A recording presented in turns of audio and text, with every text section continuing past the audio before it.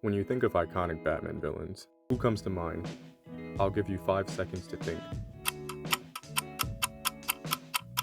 Okay, who came to mind first? Was it Joker? Was it Two-Face? Was it Mr. Freeze or the Penguin? Perhaps the Riddler? Oh, sorry, my bad. I mean the Riddler. Was it Poison Ivy? Ra's al Ghul? Solomon Grundy? Scarecrow? Pause. Let me just say that Batman has probably the best rogues gallery of all time, probably right next to Spider-Man. So many iconic villains come from his comics in general. One villain particularly that I feel like gets slept on so much, and most people just don't think about, is Clayface. Clayface is one of the more underrated villains in the rogues gallery. Funny enough, Clayface has a film set to release later on this year in October, close to Halloween, because, spooky season, Halloween. The movie is also set to be a body horror film. This will be the third installment in James Gunn's new DCU universe, following Superman in 2025 and Supergirl, which will release in June of 2026. Without spoiling anything about his origin, Clayface is about a movie actor that turns into a shape-shifting monster. Now, I know that doesn't scream masterpiece, but there are a few key reasons why I feel like this film could be something special. So let's get into the rot. Originality is so important when it comes to movies and film. When something is original, people tend to gravitate to it much more organically. It's easier to consume media that has little comparison to it. Comparison sets an expectation that can turn you away from a movie before it's even started. Oftentimes, people walk into a movie already with opinions formed due to similarity of it reminding them of something else that they've seen prior. Comparison also makes it harder to watch a movie when it's being contrasted in real time, which can distract the mind from taking a movie's authenticity.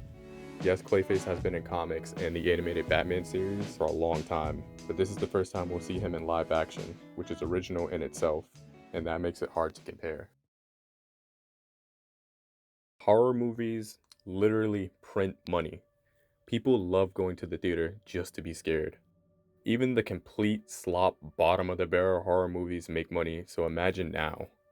Just last year, we ate with films like Sinners and Weapons, showing that the horror genre can still have critically acclaimed movies. Hell, Michael B. Jordan and Amy Madigan just won Oscars for their roles in both movies. If that doesn't scream horror is king, then I don't know what does. In 2024, we had The Substance, which was also a body horror movie and very, very well received. The respect for this genre is being revitalized, and Clayface will surely keep that pattern going. If you have not played Batman Arkham City, first of all, what is life? Second of all, this game is arguably on the Mount Rushmore of gaming. It is regarded as one of the best games of all time. From game mechanics to peak S-tier storytelling, Clayface plays a huge role in this game's success. Spoiler alert. The major twist ending in the game, Clayface has been impersonating the cured, or healthy-looking Joker the entire time. I mention this game because anyone who has played it knows the potential of the storytelling that could be told in Clayface.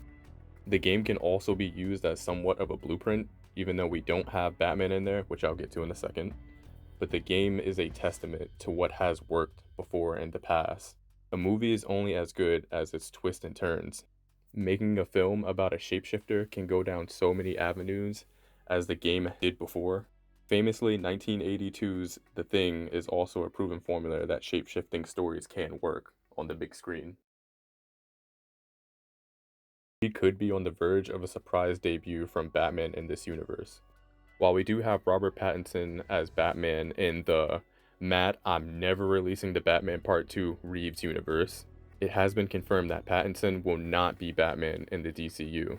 In fact, there hasn't been a casting confirmed for Batman in this universe yet. I do think that could change by October though. There are rumors that James Gunn is favoring Brandon Skillenter, I think that's how you pronounce his name, for the role. We do have time from now to October to find someone that can appear for 10 seconds. And it doesn't have to be a big appearance. It could be in an after credit scene. It could be a silhouette of him. At least show his mask or his feet or something. Are we really gonna have to wait until 2028 for the earliest reveal? Also, while we're on the topic, If Batman is in the movie, it will only be a cameo, and that's it. I don't think we need Batman to tell this story. A movie like The Joker, no, not that one. Yeah, that one. A movie like The Joker didn't need Batman. It was able to stand on its own with good storytelling and narrative, proving that standalone Batman villains can work in their own movies without having the titular character in it. Anyways, if any of those reasons so far has not convinced you of the potential of what this Clayface movie could be, let me get into my main reason. Mike the Goat Flanagan. If you haven't heard of Mike Flanagan, you are doing yourself a disservice. This man makes gold with any and everything he touches. 3 things are certain in life: death, taxes, and Mike Flanagan making a masterpiece. I mean, sure, there are other modern horror directors that are help holding the horror genre up. People like Ari Aster, Jordan Peele, Zach Cregger, and James Wan. Here's the thing, they do not have a track record that even compares to Mike Flanagan. Not even close. Not only can he create, write, and direct a film or show that will terrify you physically and mentally, but in the same project, he can make you feel happiness and joy or sadness and sorrow within the same breath. 10 out of 10 shows like The Haunting of Hill House or Midnight Mass are prime examples of where you can tell he put his soul and passion into making it feel special. One-of-a-kind shows that have good narrative and nuance. Then there are his movies like Hush and Gerald's Game that could work as character studies with rich themes and relatable realism. Let me slow down on the glaze fest. Pause. I can go on about his projects all day. My point is, I have full trust in him, and if you know his work, then you know what he's capable of producing. Giving him a Warner Bros. Budget and letting him cook is the right decision. Clayface has the legs to be something special, if not a masterpiece. So much backing going into this movie, as its genre of it being horror, it being original, a director that's really good, a special appearance that could be showing what's going on in the DCU of the future. The budget is great. They have a blueprint if they need one. So many things laid out for it. I really hope people give this film a chance to wow them. It's coming out at the perfect time. Halloween, spooky season, October. I guess the beauty in this is that people will walk into the movie wanting to be frightened and may end up walking out surprised of how good it was, because the expectation was to scare them. People will walk in wanting to feel fear, to be scared, but they may walk out with a different message. They may walk out super entertained by this movie. Anyways, thank you guys for watching. I would appreciate it if you would like and subscribe, and I'll see you on the next one. Hi, Editing Brandon here. So originally, I was going to end the video there, but then DC decided to release a Clayface teaser trailer, and it looks fantastic. Say that again?